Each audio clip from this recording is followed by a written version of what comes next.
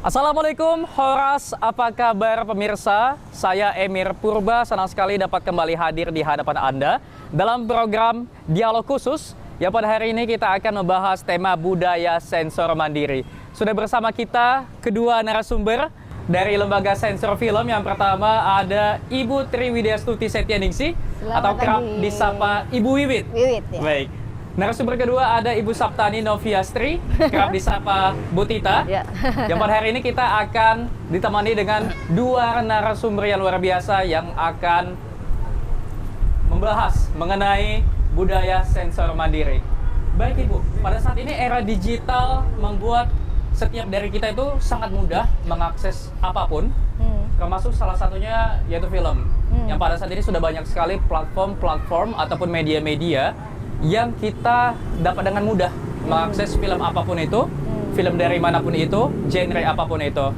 Lalu nantinya kita akan membahas apa peran LSF dalam menangani hal ini. Tapi sebelum kita jauh membahas hal tersebut, mungkin kita bisa memperkenalkan apa itu LSF terlebih dahulu, Ibu-ibu ya, karena perlu diketahui juga masih banyak anak-anak muda terutama belum tentu mengetahui apa itu LSF sebenarnya, Bu ya. Baik, kami persilakan kepada Boleh Ibu. siapa dulu? Ibu Wiwit dulu juga boleh, Ibu Wiwit Tri dulu. juga, kita juga boleh. Baik. Selamat pagi Medan, Horas. Horas. Saya mau memperkenalkan dulu Lembaga Sensor Film Republik Indonesia. Lembaga Sensor Film Republik Indonesia itu lembaga independen dan satu-satunya beranggotakan 17 orang, diangkat oleh Presiden. Amanatnya untuk melindungi masyarakat dari dampak negatif dalam menonton film dan iklan film. Baik. Tugasnya satu, yaitu melakukan penyensoran. Penyensoran itu apa? Kita semua anggota 17 menilai dan meneliti setiap film dan iklan film yang akan diedarkan dan dipertunjukkan di Indonesia. LSF menilai dan meneliti diwujudkan dalam klasifikasi usia. Ada 4 klasifikasi usianya. Yang pertama semua umur, 13 plus, 17 plus atau 17 atau lebih, kemudian 21 plus. Jadi kalau teman-teman di Medan kalau nonton bioskop pasti sebelum filmnya mulai ada informasi klasifikasi usia. Nah, itulah kerjaan dari Lembaga Sensor Film. Kira-kira gitu Mas Emir. Baik. Kalau dari Ibu Tita sendiri itu bagaimana, Ibu? Ya, jadi kami itu memang 17 orang itu bekerja. Jadi di tempat kami ada 5 studio. Nah, satu studio itu ada 3 anggota dan kami dibantu oleh tenaga sensor. Baik. Nah, jadi 17 orang anggota, kemudian 34 orang tenaga sensor.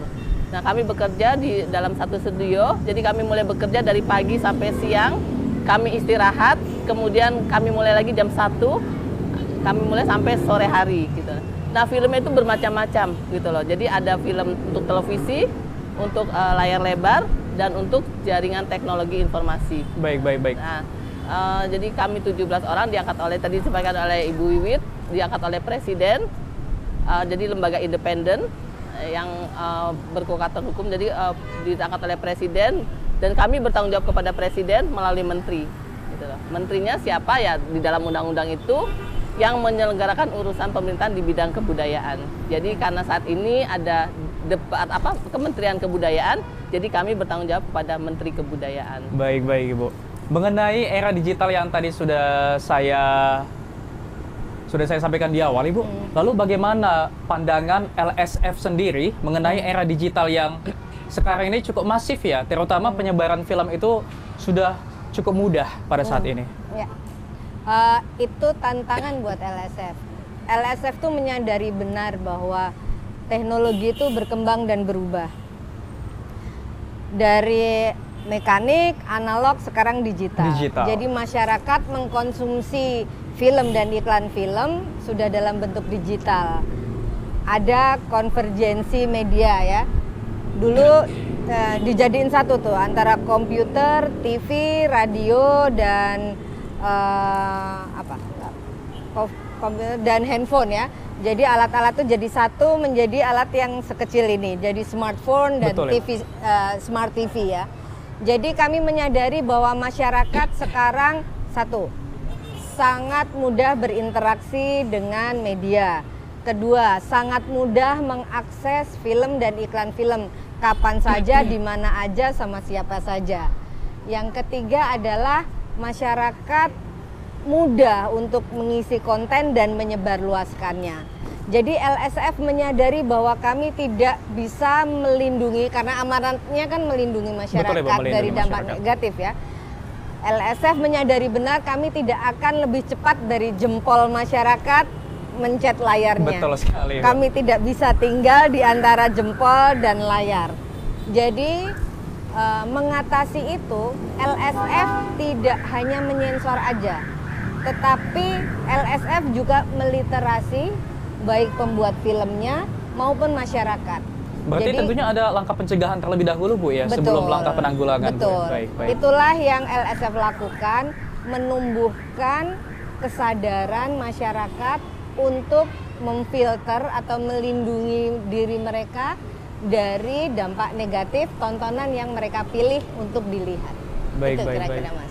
Tentunya kemudahan akses seperti yang Ibu katakan tadi ya, itu menjadi tantangan tersendiri bagi LSF. Betul. Dan tentunya pada saat ini bukan hanya film-film dari luar negeri saja Bu ya, bahkan Indonesia sudah cukup masif para produser untuk bisa menayangkan film-film yang mereka buat seperti itu Bu ya. Lalu bagaimana dan apa yang dilakukan oleh LSF mengenai hal ini? Mungkin Ibu kita bisa menyampaikan hal tersebut.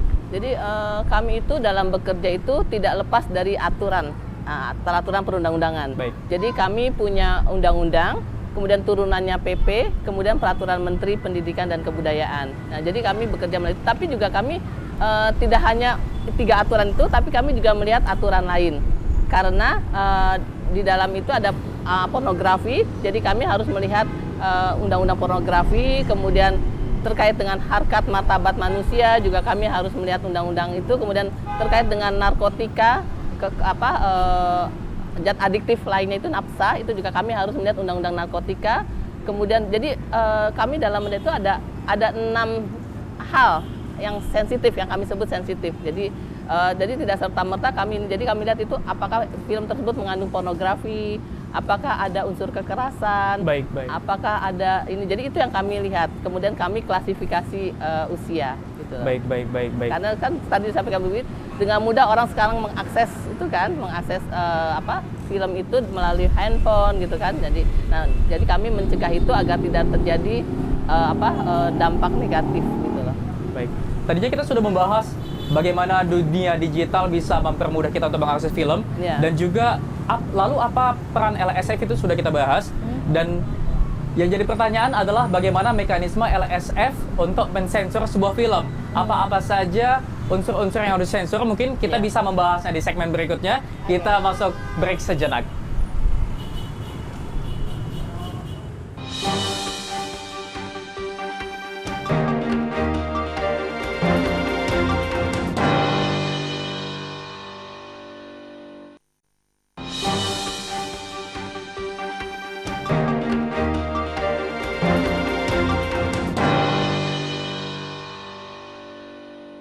Terima kasih masih bersama kami di Dialog Khusus bersama Lembaga Sensor Film Republik Indonesia. Baik, Ibu, kita tadi sudah membahas bagaimana era digital dan juga bagaimana peran dari LSF sendiri untuk bisa mencegah ataupun mengantisipasi hal-hal yang mungkin nanti bisa berdampak pada masyarakat dari adanya unsur-unsur yang tidak tersensor dalam sebuah film, Bu ya. Lalu kali ini kita akan membahas bagaimana mekanisme dari LSF sendiri untuk bisa mensensor sebuah film. Mungkin bisa disampaikan oleh Bu Wiwit terlebih dahulu. Oke. Acuan untuk menyensor itu ada acuan utama, ada acuan pendukung. Tapi acuannya adalah yang kami sensor itu adalah tema filmnya, judul filmnya, kemudian adegannya, visualnya, kemudian suara, dan satu lagi subtitle. Jadi setiap menonton film, kami perhatikan benar unsur elemen-elemen tadi. Lalu kami turunkan menjadi tadi klasifikasi usia. Jadi untuk adegan seperti misalnya seperti ini, yang pantas itu untuk adegan seperti apa, untuk klasifikasi seperti apa. Nah, itu makanya kami menyarankan masyarakat itu, karena LSF itu sudah membantu masyarakat melalui klasifikasi usia, makanya kami ingin masyarakat itu untuk selalu melihat klasifikasi usia yang diberikan oleh LSF sebelum menonton film. Jadi biar sama-sama aman melihatnya, gitu Mas Emir. Ternyata cukup banyak juga elemen yang harus Betul. disensor Bu ya. Iya. Antara lain seperti tema, Ya. judul film bahkan ya Ibu ya, Iya. adegan, Adegan. dan juga suara dan juga subtitle. Iya. Dan kemudian ada juga yang namanya klasifikasi usia. Betul. Adegan seperti apa yang pantas ditonton oleh usia seperti ini, lalu adegan seperti apa yang usia mungkin di bawah segini seperti itu Bu ya. Iya. Lalu apakah klasifikasi usia itu merupakan langkah yang penting dan berpengaruh? Kalau menurut Ibu Tita sendiri itu bagaimana? Ya, kalau menurut saya tuh sangat penting sekali karena disitulah penentukan si anak ini bisa menonton film yang untuk ini gitu. Karena kami sudah mengklasifikasikan udah semua umur 13, 17 dan 21 gitu loh. Ya, jadi kadang-kadang kita lihat dari judulnya Mas, judul, tema, kemudian adegannya, suara, sama teks terjemahan. Kadang-kadang kita lihat judulnya oh itu kayaknya untuk anak-anak, tapi begitu kita lihat adegan dan sini ternyata tidak cocok untuk anak-anak gitu loh. Jadi kita kadang-kadang ini dengan judul gitu loh, dengan judul, kemudian dengan tema. Begitu kita lihat temanya, oh ini ternyata dia tidak cocok untuk anak-anak karena anak-anak itu lebih cenderung meniru apa yang dia tonton. Makanya kita sering lihat ada kekerasan, anak menginginkan temannya. Mungkin itu dampak dari dia menonton film gitu loh. Betul sekali, Ibu. Jadi makanya untuk orang tua itu ya harus bisa pandai-pandai menginginkan anaknya dan kita si anak itu juga harus bisa memilah mana yang menjadi tontonannya gitu loh. Jadi Baik. makanya Tentunya itu bukan hanya peran dari LSF sendiri Bu ya, karena itu juga diperlukan adanya peran dari orang tua untuk bisa bekerja sama dengan kita untuk ya paling tidak anak-anak tidak menonton tayangan ataupun adegan yang mungkin belum pantas dia tonton. Karena cukup sering terjadi Bu ya, karena anak-anak ini cenderung mencontoh atau meniru apa yang dia tonton. Makanya pada saat ini sering sekali terjadi perkelahian ataupun tawuran. Itu tak lepas dari apa yang ia tonton seperti itu Bu ya. Dan era digital pada saat ini tentu sangat mempermudah akses mereka untuk mendapatkan konten-konten yang seperti itu pula. Lalu dari banyaknya elemen-elemen tadi, lalu bagaimana LSF itu bisa bekerja sama terutama dengan produser film atau dengan rumah produksi, bisa bekerja sama dengan mereka dan mereka itu menerima masukan-masukan dari LSF dan apa-apa saja yang harus disensor itu langkah-langkahnya bagaimana Ibu? Jadi gini, LSF itu sekarang sudah mempunyai aplikasi namanya Esias. Jadi misalnya rekan-rekan filmmaker yang ada di Medan membuat film pendek misalnya tidak perlu ke Jakarta, sudah bisa mendaftarkan filmnya untuk disensor dari Medan. Jadi cukup membuka websitenya LSF www.lsf.go.id, nanti klik layanan sensor, maka nanti bisa bikin akun, kemudian bisa menyensorkan. Filmnya tinggal diupload di aplikasi Esias gitu ya. Nah nanti sama, kita bekerja untuk menyensor itu SOP-nya 3 hari aja gitu. Jadi kalau sudah masuk ke dalam studio kami, yang tadi Bu Tita cerita ada 5 studio ya Bu ya. 5 studio itu kami tonton, kami klasifikasikan usia, nanti rekan-rekan pembuat film akan mendapat namanya surat tanda lulus sensor atau STLS. STLS inilah yang berkekuatan hukum. Anda filmmaker kalau udah punya STLS berhak menayangkan dan mengedarkan filmnya dimanapun tempat penayangannya. Untuk film nasional durasi STLS itu dikasih 5 tahun. 5 tahun. Jadi kalau 5 tahun ya bisa menayangkan di mana-mana. Kalau udah 5 tahun baru nanti bisa menyensorkan ulang gitu. Baik. Cukup menarik Bu ya, bagaimana sebuah lembaga bisa mensensor sebuah film dan saya cukup penasaran bagaimana sih dari LSF sendiri pada saat mensensor film itu apakah itu menjadi bagian yang cukup menarik? Karena kan kita itu menonton adegan-adegan yang belum tentu bisa semua orang tonton, Bu ya. Bu Tita punya banyak cerita Bu tuh. Tita, baik. Lalu dari Bu Tita sendiri, apa sebenarnya tantangan pada saat kita mensensor film itu?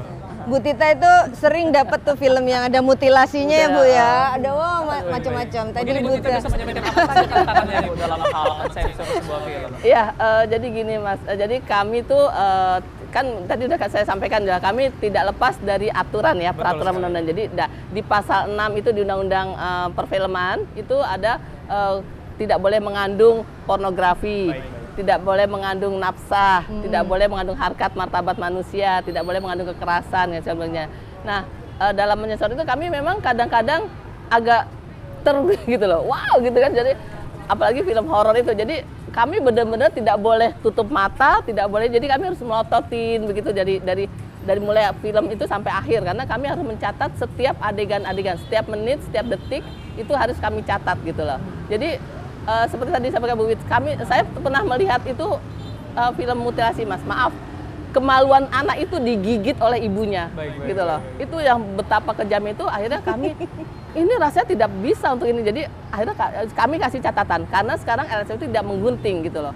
Kalau dulu kan LSF itu menggunting, jadi mindset orang itu masih, oh LSF yang menggunting ya. Padahal sekarang udah enggak, karena udah digital, nggak mungkin kita menggunting. Jadi kami hanya memberi catatan, di menit keberapa, di detik keberapa ada adegan-adegan tersebut gitu loh. Meskipun kita tak sanggup melihatnya, tapi kita tetap harus melihat. Kita harus mencatat adegan seperti Betul, apa. ya. Kadang-kadang bonusnya itu kalau buat Mas kan ada yang laki-laki juga ya, jam 9 pagi udah ngelihat adegan pornografi. Jadi gitu ya, macam-macam lah. Bayangkan pagi-pagi kita kadang-kadang sudah melihat adegan pornografi yang maaf, kan tidak semua ada anggota dan TS yang sudah menikah ya. Tapi mau tidak mau, suka tidak suka, kita harus nonton gitu loh. Nah, tentunya itu bukan seninya. Tentunya dalam hal pensensoran itu bukan hanya LSF saja seperti saya katakan tadi, juga dibutuhkan peran orang tua, peran keluarga. Lalu bagaimana si budaya sensor mandiri itu dilakukan? Kita akan membahas di segmen berikutnya. Kita memasuki break sejenak. Ya.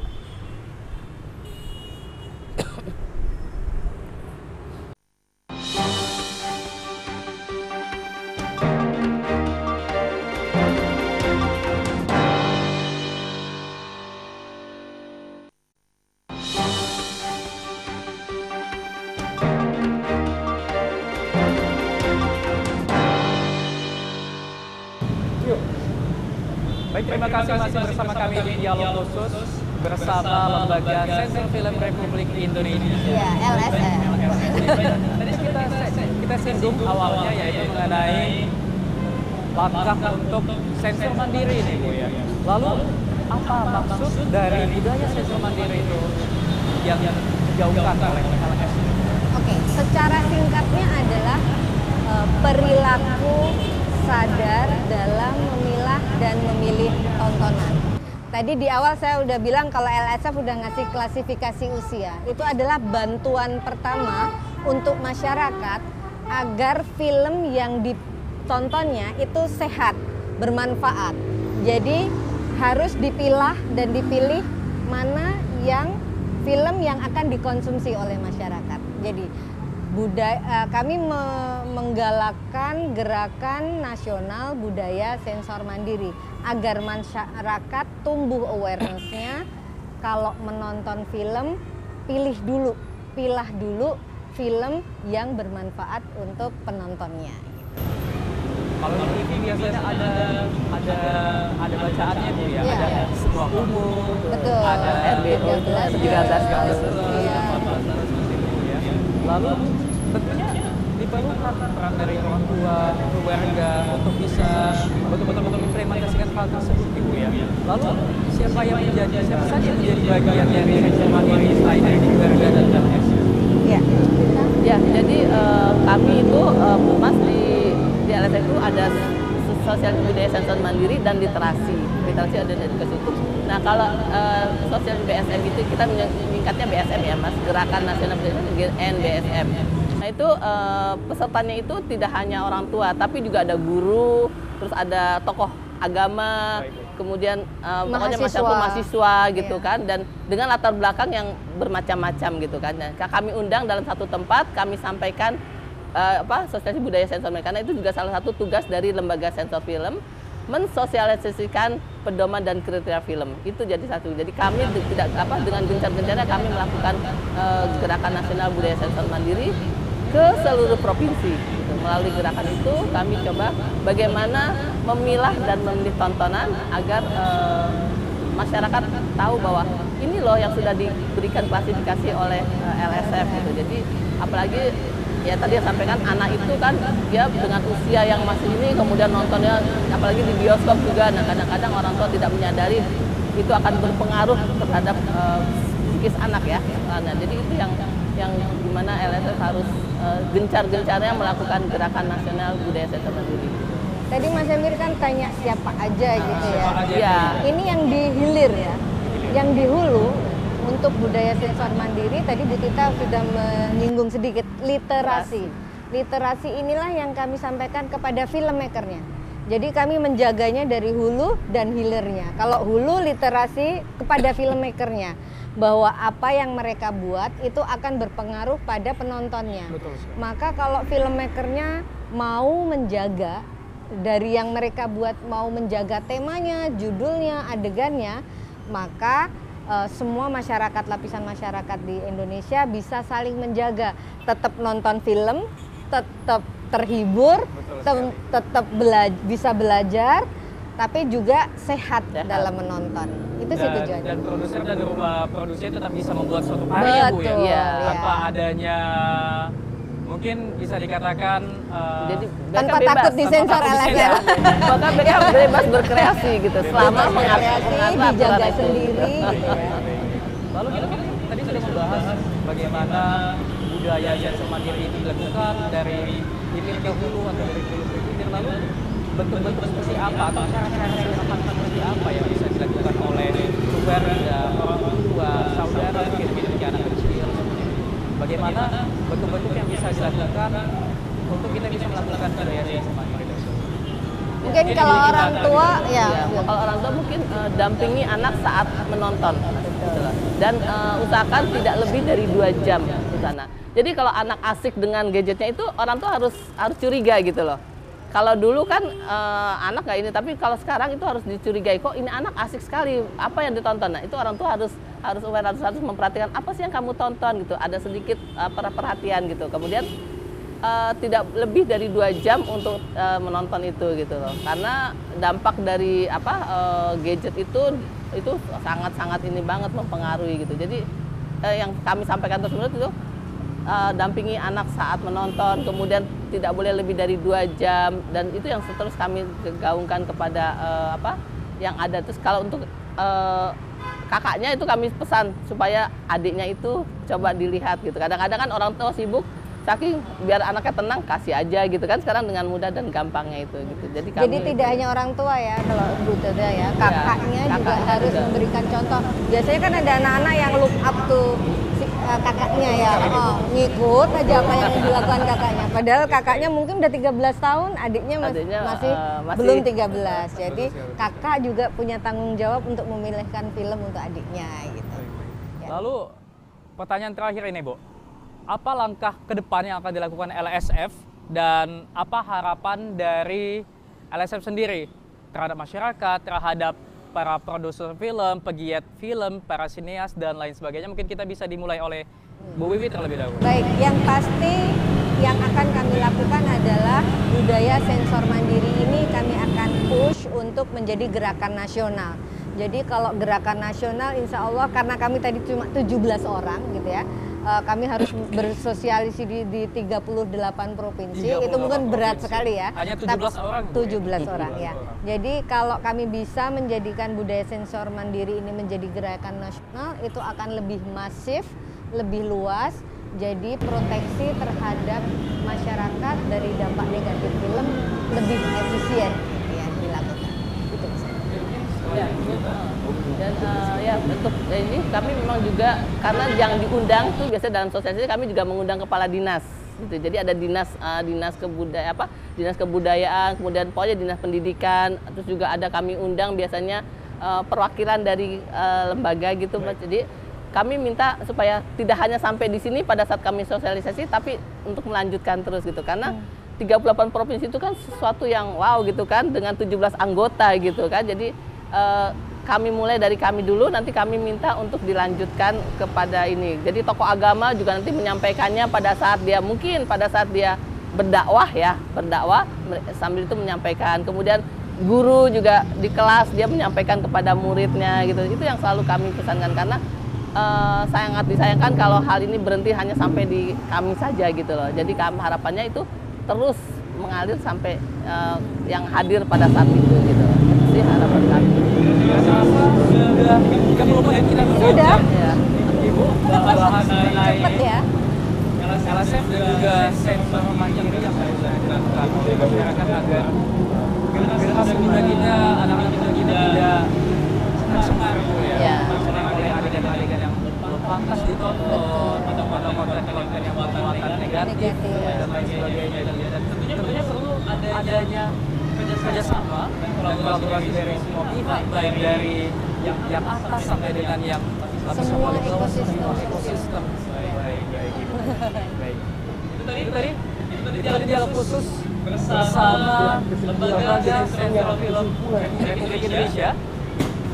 Dan kita tentunya sebagai masyarakat harus lebih meningkatkan kepedulian kita, menjaga agar kita tidak salah dalam menonton film, Bu ya. Terutama film-film horor atau thriller mungkin, Bu ya, yang bisa merusak psikis anak gitu ya, Bu ya. Adegan-adegan yang tidak pantas ditonton. Ya, Nggak semua juga, film semua itu film. pasti ada pesan, Kartun pun ada kadang-kadang pesannya. ada kartun, ada Tidak pada hanya pesan. horor, kartun juga kadang ya. Semua ada sisi negatif, ada banyak sisi positifnya juga. Yang terpenting adalah memilah dan memilih tontonan sesuai usia. Memilah Dan memilih tontonan sesuai usia. dengan isi Klasifikasi usia. usia. Mungkin juga sebagai catatan bagi para pegiat sineas, bagi para filmmaker dan juga beberapa produksi, mungkin harus lebih aware, Bu ya. Kita boleh berkarya, tapi juga harus memperhatikan elemen-elemen yang ada di film kita. Ya. Iya, kita harus lebih kreatif lagi untuk bisa membuat sebuah adegan itu sesuai dengan alur yang mereka mau tanpa adanya keterbatasan. Tapi tetap harus memperhatikan elemen-elemen yang ada tadinya. Rambu-rambu yang ada ya. Baik, mungkin harapan dari kedua narasumber, dari Bu Tita terlebih dahulu sebagai Ketua Komisi Hukum dan Advokasi. Ya.